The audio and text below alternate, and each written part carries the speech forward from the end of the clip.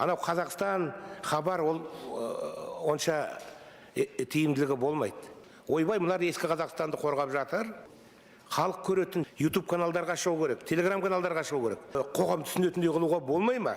Қазақ, мынау былай дегендей. Сол күні басталады шабуыл. Депутат Бапи Ермұрат. Депутат Ермұрат Бапи. Мына заң әрине президенттің жақсы ниетінен туған ғой енді, негізі. Бірақ кеше Абзал Мырзаға мен айттым комитетте. Бүгін енді мына АФМ-нің өкіліне арнап айтайын. Соңғы Снежана Бике сізге де арнап айтайын. Комитет сіздің комитет арқылы өтеді ғой. Абзал Мырза жаңа өте жақсы түсіндірді. Біз түсіндік. Мен түсіндім. Басында түсінбегім. Бірақ дәл осы заңды қоғам түсінбейді. Неге? Экономикалық құқық бұзушылықтарды одан әрі қылмыссыздандыру. Өзі экономикалық құқық бұзушылық болса, оны декриминализация жасаса, оны саяси сауаты төмен қоғам қалай түсінеді?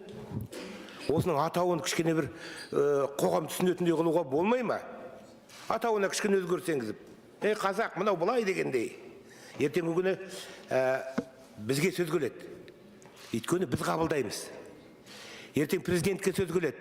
Өйткені ол қол қояды. Сол кезде осы депутаттардан бір 5-6 депутат кәне отбивать етеміз осы. Анау Фейсбукта, желінің бәрінде бізді белгілейді. Мұны Абзалдан бастап. Сондықтан АФМ-нің жаңағы, сіз енді төрағаның орынбасарысыз ғой. Осы таяуда ғана сіздерде ресми өкіл тағайындалды жаңадан. Анау Смадияров сияқты сіздердің ведомстволарының ресми өкілі. Не соны маған жіберіңізші, мен оны түсіндірейін, оны қалай айту керек екен.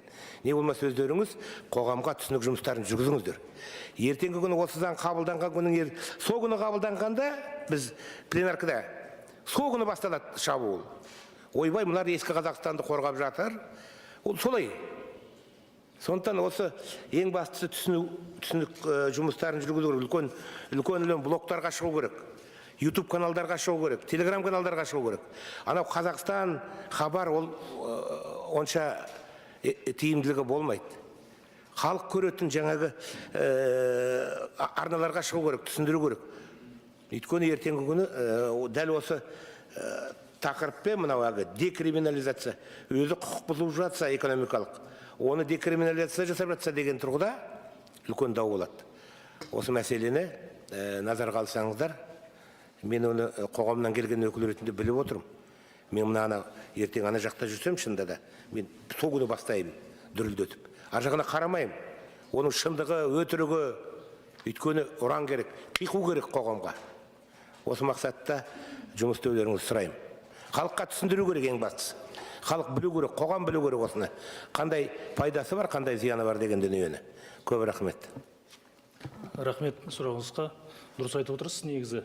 Қоғамдыққа оның бәрін жеткізу біздің мақсатымыз. Сол себептен бірнеше отырыстар болып жатыр. Ары қарай да сіз айтқандай қоғамға түсіндіру және бүгінгі жанамамызды жеткізу бойынша біраз жұмыс жасаймыз деп ойлаймыз. Құдай қаласа, рахмет сізге.